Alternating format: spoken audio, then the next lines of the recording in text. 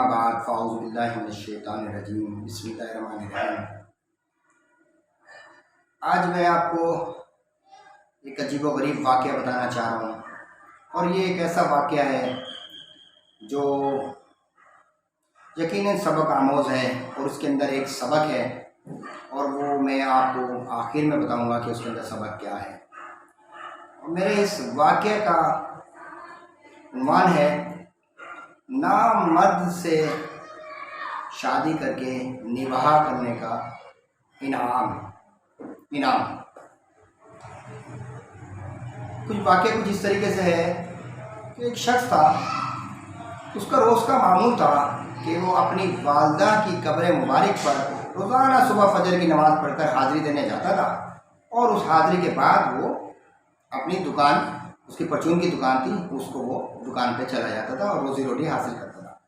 روزانہ کی اس کی ترتیب تھی کہ صبح فجر کی نماز پڑھتا اور وہ اپنی والدہ کی قبر مبارک پر حاضری کے لیے چلا جاتا۔ حسب معمول اس طریقے سے وقت گزرتا رہا۔ ایک دن وہ جب اپنی والدہ کی قبر مبارک پر گیا، صبح فجر کی نماز پڑھ کے جب اس نے حاضری دی، تو کیا دیکھتا ہے کہ اس کی والدہ کی قبر کے بالکل برابر میں ایک تازہ میت مدفون ہے، اور قبر بنی ہوئی ہے، تازہ پھول چڑھے ہوئے ہیں، اور اس قبر میں سے اس قدر خوشبو آ رہی تھی، ایسی خوشبو کہ اس نے کبھی بھی اس خوشبو کو کبھی محسوس نہ کیا تھا، اور اس خوشبو سے پورا قبرستان اس سے معطر ہو رہا تھا، اور ایسا معطر ہو رہا تھا کہ ہر آدمی، ہر شخص جو ہے نا، وہ بڑا اس سے محسوس ہو رہا تھا۔ اس نے اس خوشبو کو اس قدر محسوس کیا تو اس نے پھر اس قبر مبارک کے اوپر ہاتھ جب لگایا، اس کے ہاتھ میں وہ خوشبو آ گئی۔ اس کے ہاتھ میں ایسی خوشبو آئی کہ وہ جب اپنے والدہ کی حاضری کے بعد اپنی دکان پر گیا تو وہ خوشبو اس کے ہاتھوں میں رہی، اور جب وہ کسی شخص سے جس سے بھی ہاتھ ملاتا تھا وہ خوشبو اس تک بھی منتقل ہو جاتی، اور اسی طریقے سے اس خوشبو کو ہر آدمی محسوس کرنے لگا، پوری دکان اس کی خوشبو سے مہکنے لگی۔ اب اس شخص کے دل میں یہ تجسس ہوا کہ یار، یہ جو برابر میں میری والدہ کے برابر میں جو قبر مدفون ہوئی ہے ابھی میت، یہ کس کی ہے؟ یعنی اتنی خوشبو اس کی میت میں سے آ رہی ہے۔ تو میں اس کے دل میں تجسس ہوا کہ میں یہ کوشش کروں کہ یہ پتہ چل جائے گی کس کی قبر ہے۔ بہرحال وقت گزرتا گیا، 2-3 دن وہ روزانہ اسی قبر سے یہ ہاتھ لگا کر اس کی خوشبو لاتا، اور اس کے گھر کے اندر اور دکان پہ خوشبو آتی۔ ایک دن اس کو ایک سوال کا جواب مل گیا۔ وہ اس طریقے سے جب وہ اپنی والدہ کی قبر پر حاضری دینے گیا تو اس نے دیکھا کہ وہی میت، وہی قبر جس کے اندر سے خوشبو آ رہی تھی، اس کے اوپر ایک شخص جو تھا، تقریباً کوئی 50-60 سال کا شخص تھا، وہ کھڑا ہوا وہاں پہ سر جھکائے ہوئے دعا کر رہا تھا۔ تو وہ شخص اس شخص کی دعا مکمل ہونے کا انتظار کرنے لگا۔ جب وہ شخص اس دعا سے فارغ ہوا تو اس نے اس آدمی سے ہاتھ ملایا، اس شخص سے کہا کہ میں آپ سے صرف اتنا پوچھنے کی درخواست کرتا ہوں کہ یہ کس کی قبر ہے، کیونکہ اس کے اندر سے اٹھنے والی خوشبو جو ہے اس سے پورا قبرستان معطر ہے، اور میرے ہاتھ میں جب یہ خوشبو لگتی ہے تو سارے دن میرے ہاتھ میں رہتی ہے، تو برائے مہربانی آپ مجھے بتائیں یہ کس کی قبر ہے۔ اس شخص نے اپنا ماجرا کچھ یوں بیان کیا۔ اس شخص نے کہا کہ یہ میری بیوی کی قبر ہے، یہ میری جو قبر ہے میت، یہ میری بیوی کی قبر ہے، اور اس کے ساتھ اللہ پاک نے جو معاملہ کیا ہے اس کے پیچھے جو واقعہ ہے وہ میں آپ کو بتا دیتا ہوں۔ اس نے کہا کہ میں پیدائشی نامرد ہوں، میں ایک پیدائشی نامرد انسان ہوں جو کسی بھی طریقے سے شادی کے قابل نہیں تھا، مگر جب میں جوان ہوا تو کیونکہ میں اپنی علاقے کا بڑا تھا تو سب کی طرف سے میرے اوپر پریشر آیا کہ اب میری شادی ہونی چاہیے۔ میری والدہ کو اس راز کا پتہ تھا۔ میں نے اپنی والدہ سے یہ بات کہی تو میری والدہ نے یہ کہا کہ خاندان کی بات ہے، ناموس کی بات ہے، عزت کی بات ہے، میں تمہاری شادی تو ضرور کروں گی، اور پھر دیکھا جائے گا جو ہوگا۔ خیر، اس کی شادی، کہنے لگا کہ میری شادی اس عورت سے ہو گئی۔ وہ یہ شخص کہنے لگا کہ شادی کی رات کو جب میں کمرے میں داخل ہوا تو میں نے اپنی بیوی کے قدموں میں اپنی یہ ٹوپی اتار کر اس کے قدموں پہ رکھ دی، تاج جو بھی سر کا دولہے کا ایک سہرا ہوتا ہے اتار کر، کہنے لگا میں نے اپنی بیوی کے قدموں پہ رکھا، اور اس سے میں نے ایک ہی بات کہی میں نے کہا کہ اے میری شریک حیات، مجھے معاف کر دیں، میں ایک پیدائشی نامرد انسان ہوں، میں تیرے حق زوجیت ادا نہیں کر سکتا، اور اس کے پیچھے پس منظر یہ ہے کہ میں اپنے گاؤں کا بڑا ہوں اور میرے اوپر پریشر تھا، میں نے والدہ اور والدین کی دباؤ میں آ کر یہ شادی کی ہے، اب میری عزت تیرے ہاتھ میں ہے، اگر تو چاہے تو مجھے رسوا کر دے، اور اگر تو چاہے تو میرا راز رکھ لے، اب یہ میرا صحرا، میری لاج تیرے ہاتھ ہے۔ تو وہ شخص کہتا ہے کہ اس عورت نے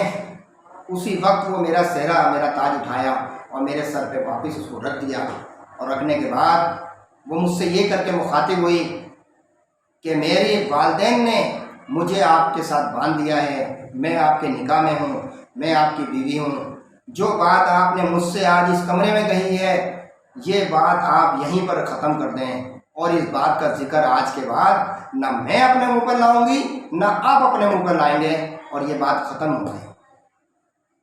وہ شخص کہتا ہے کہ اس واقعے کے بعد میری بیوی نے لوگوں کے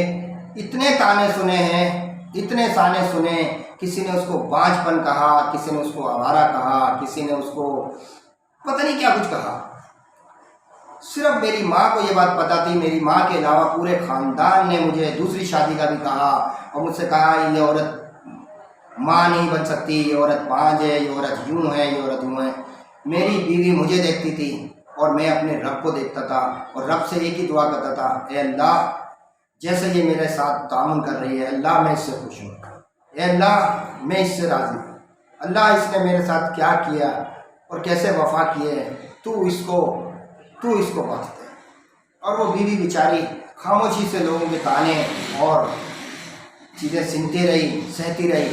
آخر کار اس کا انتقال ہو گیا۔ یہ اس کی میت ہے۔ اس کی میت کے اسی رات کو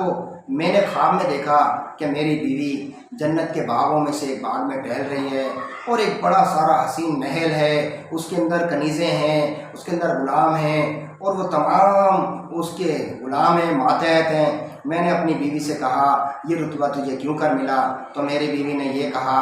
کہ جو رات کا آپ سے میں نے وعدہ کیا تھا اسی رات میرا رب مجھ سے خوش ہو گیا تھا، اور اس نے خوش ہو کر میرے ساتھ یہ معاملہ کیا، اور یہ ایسا معاملہ ہے کہ جس کے اندر دنیا کی عارضی خوشی بہت ہی کم تھی۔ تو کہنے کا مقصد یہ ہے کہ آج کل کی دنیا میں، آن لائن دنیا میں، موبائل کی دنیا میں، نیٹ ورک کی دنیا میں، ہم لوگ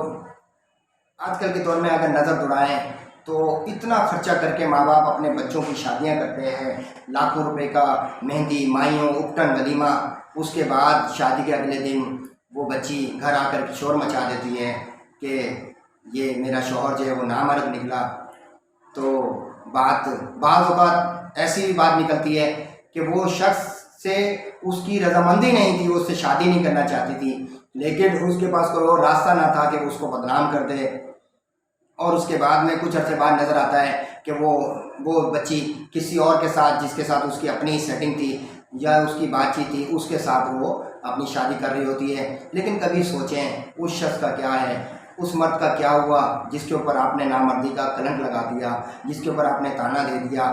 یہ تو میں نے آپ کو ایک سچے نامرد کا واقعہ سنایا تھا۔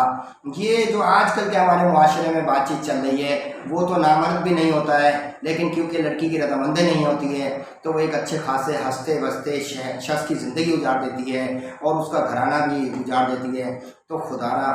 یہ نہ کریں، اپنے ماں باپ کی عزت کو دیکھیں، اپنی عزت کو دیکھیں، اس بات کے اوپر راضی ہو جائیں کہ اللہ پاک تو نے مجھے زندگی میں جیسا بھی میرا شوہر دیا، میں اپنے ماں باپ نے جہاں بھی میری شادی کر دی میں اس سے راضی ہوں، تو میرے تھوڑی سی اس خوشی کے اندر تو بھی راضی ہو جا، تو پھر آپ کو بھی پھر مقام ایسا ہی ملے گا کہ آپ کی خوشبوؤں سے قبر کے ہاتھ لگانے سے لوگوں کو خوشبو آئیں گی، اور پھر مرنے کے بعد اللہ پاک اسی طریقے سے آپ کو بھی انشاءاللہ نوازے گا۔ تو یہ تھی میرے آج کا ایک واقعہ۔ اگر آپ کو یہ بات اچھی لگی ہو تو ہمارے چینل کو سبسکرائب کریں، لائک کریں، پسند کریں۔ میں ہوں شعیب نبی مجددی، آپ دیکھ رہے ہیں مجددی ٹی وی۔ السلام علیکم ورحمۃ اللہ وبرکاتہ۔